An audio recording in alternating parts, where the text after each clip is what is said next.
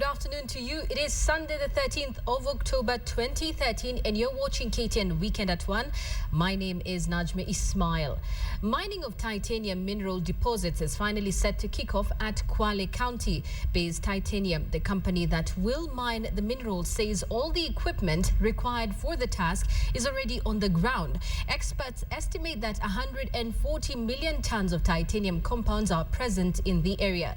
The project, scheduled to run for 13 years, is expected to strengthen the country's economy. Sharon Momanyi reports. These are equipment that will ensure the mineral mining exercise at Kwale County kick off as planned. The mining expedition is expected to commence in the next few months and is conducted by the Base Titanium Company. The bulk of the minerals is estimated at 140 million tons and will be exported to countries such as China to produce items such as floor tiles and metals. The ilmenite and rutile, most of it goes to pigment producers in various parts of the world. The equipment and their parts offer a spectacular way of transporting the minerals from the quarries to the machines. A dam that stores over 80 million liters of clean, non-salty water is also present, and a storage depot in the port for holding the cargo before loading them on the cargo ship. The project is valued at $500 million. We're testing all the equipment to make sure it all works properly, and that is just before we are able to introduce feed to the plant. So we're expecting to be starting up sometime soon. The Kwale mining is expected to take about 13 years, an exercise that is expected to strengthen the Kwale economy and Kenya's economy in general. To ensure the quarries do not collapse after the mining expedition, the topsoil that has already been dug out will be preserved and will be used to fill up the quarries once the project is complete. So you've got all the ingredients for some kind of significant development project that can come in here after mining. Kwale Governor has also lauded the project. Speaking to representatives of Standard Group who visited him, including Managing Editor John Bundotich, Mvurya said that the mining bill should give directives on how to manage mining in both the national and county governments. 30% of the revenue should go to the county government and 10% to the local community around the mining area. Sharon Momanyi, KTN. Group under the umbrella Digonsa is accusing the government of frustrating devolution through the amendments of some bills. Digonsa coordinator Henry Ochieng says that the miscellaneous amendment bill and the county government bill undermine the key devolution principle of separation of powers. We have noted with great concern the emerging efforts by the forces of status quo to derail the smooth transition to the devolved system of governance. The latest of such attempts, as we all know, is the recent formulation of the Statute Law Miscellaneous Amendments Bill 2013, which is intended, among other things, to replace the Transition Authority with an Intergovernmental Relations Technical Committee. A section of senators have also been pushing for the County Government Amendment Bill 2013, which is also aimed, among other things, at establishing the County Development Board that is likely to undermine governance and create confusion in the counties. The attempts by the senators to supervise the county government flies in the face of the key devolution principles of separation of powers. Nairobi's eastern region is set for a major facelift following a plan to establish its first leisure park. The expansive 4-kilometer leisure park will stretch from the Mama Lucy Hospital in Komarok along the area's main storm drainage. The project is being undertaken by the Komarok Residents Association with support from the Kenya Urban Roads Authority and the Housing Finance Foundation. The project will involve cleaning of the storm drainage of debris, planting of trees along its banks and fencing the park. park. The residents plan to clean the drainage over a period of 5 days and also plant over 1,000 trees. The World Bank has entered into partnership with the Nairobi County government to develop guidelines that will transform Eastlands region into a substantial residential area. The partnership will see old county houses demolished. So much because of the stormwater, and that's why we requested the HFCK to come and assist us to do this job. It's about a 4.5 kilometer channel. It's been totally clogged, a lot of waste, a security threat, a health threat, and we've come out here together, joined hands with the residents to actually clear it up and then give a commitment that will be part of maintaining it. Well, it was a fun-filled weekend for the fans of Radio Maisha in Nakuru County who were treated to the Rumba Night held at Nakuru's Merika Hotel. The event attracted a host of music lovers who danced the night away. The organizers say they have been encouraged by the turnout as it was the first time the event was held in Nakuru. Merika Hotel management commended Radio Maisha for the event, saying they have never hosted such a crowd puller since the hotel was established.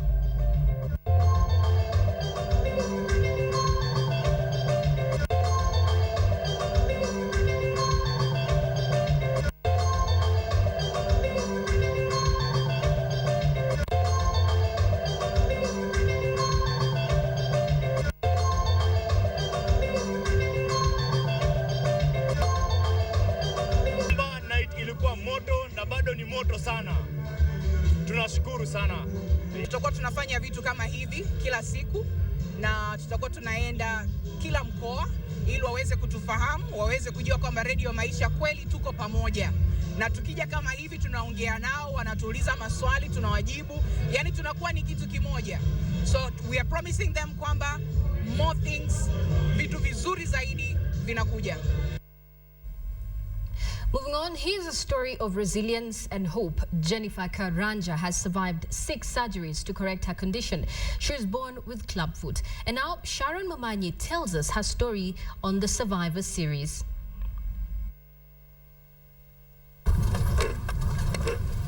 It is a particularly bumpy and dusty road at an estate in Ruiru town, a road that eventually leads us to 23-year-old Jennifer Karanja's pleasantly warm house. The rough journey as if telling of a life story. Jennifer was born with Clubfoot.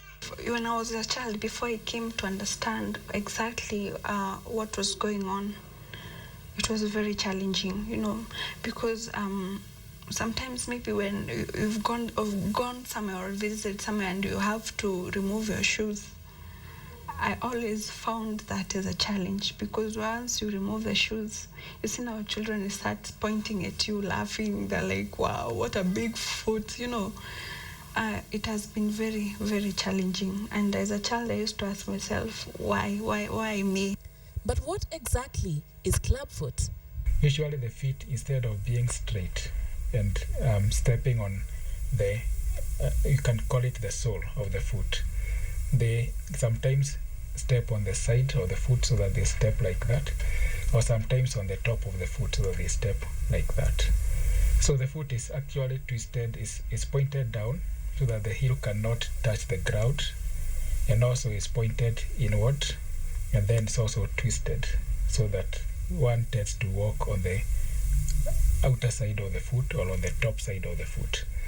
The doctor explains that the recommended method of treating clubfoot is through the Ponseti method, a manipulative treatment method where displaced bones are gradually brought into the correct alignment by use of a plaster cast. But Jennifer's parents did not find out about this until it was a little too late. At only 8 months of age, she had a corrective surgery.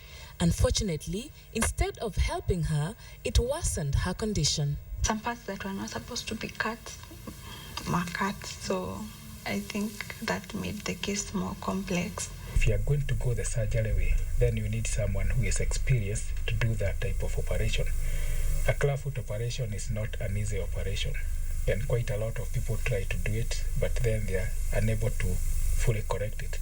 Or sometimes even the foot itself is too difficult to correct even with surgery occasionally. For the foot, of course, there are very many structures that you can injure, like the nerves, like the vessels. Then the second thing is incomplete correction. But as long as you have done an operation on any place, like a part of the body, there is scarring that takes effect. There is some scarring within the place where you have operated. That causes, for example, if it's the foot, to be very stiff, so that it is harder to correct. From that first botched operation, Jennifer was forced to undergo surgery 5 more times. The 5th operation was done at SQ Kijabe. That was 99, and with time I started noticing some difference, because before I used to wear shoes after every 2 weeks. I used to change shoes after every 2 weeks, but after having undergone this surgery, I noticed that at least now the foot was improving with time. But I was also becoming a teenager, and sometimes to wear special shoes, when you're in high school, people looking at you, they're wondering what's wrong, why is one leg shorter than the other, why are you wearing special shoes? So I just ignored, and Clubfoot can recur if not well followed. Yeah, so it recurred again after having undergone the 5th operation. With the persistent condition, Jennifer's family was running low on hospital funds. At the young age of 17 years, she resorted to utilizing her singing talent to raise the funds. These operations have been costly and have completely crippled my parents financially. And in 2009, Jennifer underwent her 6th and finally successful surgery at the AIC Cure International Children's Hospital in Kijabe, a specialty hospital that provides surgical treatment to children with physical disabilities. Before I used to limp a lot. When I was walking, you could notice I was limping a lot. So there's a complete transformation, and I can say it's almost like I've overcome. Though almost completely healed, her foot has remained slightly disfigured, limiting the types of shoes that she can wear. Right now, I can wear shoes, but I can only wear boots. I found a strategy that I compose myself.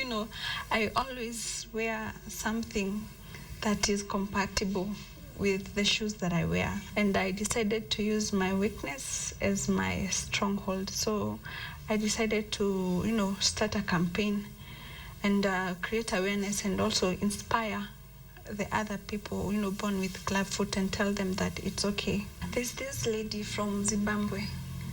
She was very troubled. Her child had bilateral Clubfoot, that is Clubfoot on both legs. It can happen. It's a common case.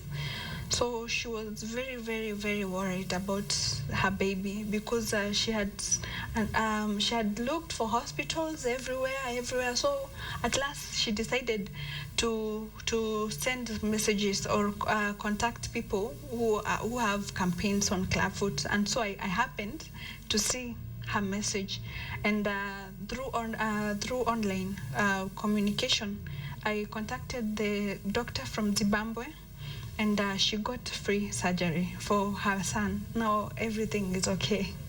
Transformed both physically and in spirit, Jennifer, a gospel artist, is now dancing to an entirely different tune, a tune of victory.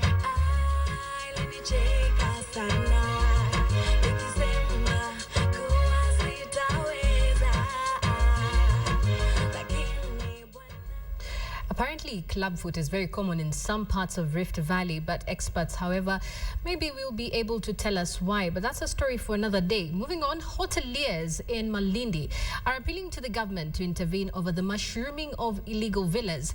They claim the villas are introducing unfair competition in the hotel industry in the area. Ian Ofula has the details. For years, Kenya's coast has been rated as one of Africa's major tourist destinations with some of the best beaches in the world. The hotel industry has grown tremendously to this effect. However, concerns have now been raised by hoteliers over the mushrooming of close to 5,000 villas, which have become a threat to their businesses.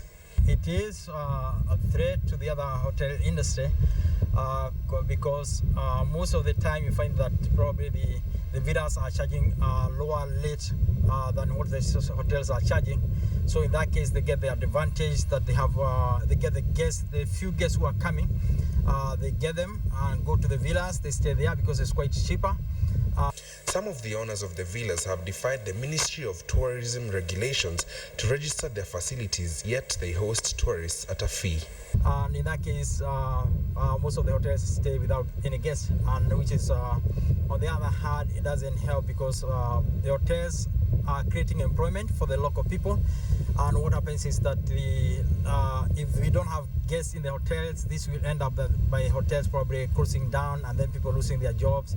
It is said that the owners of the villas accommodate commercial guests, claiming their family, friends, and relatives.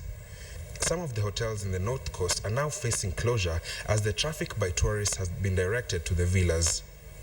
The hoteliers in the North Coast region are now appealing to the government to intervene and control the mushrooming of illegal private villas and cottages. Ian Wafula, KTN. Welcome back. You're watching KTN Weekend at One. Well, the government will adopt the Nyumba Kumi initiative in Muranga County in a bid to reduce the rising number of kidnap cases in the area. Muranga County Commissioner Kula Hache said business owners are now opting to relocate to other counties owing to the rising insecurity in Muranga. This year alone, up to 10 businessmen have been kidnapped in the county and 4 killed by suspected kidnappers. If we don't have good security, we will have bad business. It is all over. It is in Nyeri, it is in Kiambu, it is in other places. Kidnapping is not a business, it's terrorism. And terrorism, you don't negotiate with the terrorists, do we? So the best thing, I all support her. Let us talk, open up. It's us who are the parents. Most of us, we are actually allowed the same age. It is us who actually are the parents of the terrorists. Moving on to the international scene now, thousands of women treated for breast cancer may be left with more than emotional and physical scars. However, when the cancer is gone, side effects can remain. Physical therapy, one part of rehabilitation for breast cancer patients, has now been found to ease on the stress related to recovering cancer patients. Here is more on that story. When she was diagnosed with breast cancer, Mary Margaret Thomas was an active mother of 3 young children. Even though I felt that I was going to get beyond breast cancer, what was my life going to be like after that treatment had ended? Impairments that are common after treatment for breast cancer include pain, restricted range of motion, lymphedema characterized by arm, breast, or chest swelling, and weakness. Thomas sought out rehabilitation right after her first surgery. Rehab has been shown in clinical studies to be effective in treating many of those side effects of treatment. We can really bring a woman's range of motion back. The goal for patients? Return to the lifestyle they had before cancer. In the past, we weren't focused on referring patients as aggressively to rehab as we are today. With early intervention, we can have a woman go back to her normal quality of life with excellent range of motion, minimal swelling of her arm, and any other effects that surgery or radiation might cause. Although she has symptoms that come and go, Thomas has returned to being active, boating and kayaking with her family. That is something that really completes the cure for me. For today's Health Minute, I'm Susan Hendricks. Immediate former President Mwai Kibaki presided over the official launch of the ultra-modern 18-hole golf course at the Veterinary Laboratory Sports Club Golf. The overhaul that cost the club some 60 million shillings has seen the expansion of the 90-year-old golf course from 9 holes to 18, placing it in the league with other globally acclaimed courses. The former president, who is also the patron of the Kenya Golf Union, used the occasion to call on administrators of golf in the country to build the requisite capacity to develop and nurture young golfing talent.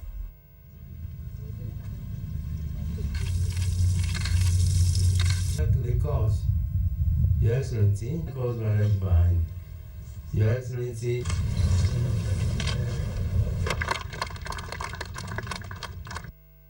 Now, thank you very much for watching KTN Weekend at One. My name is Najma Ismael. Enjoy the rest of your viewing.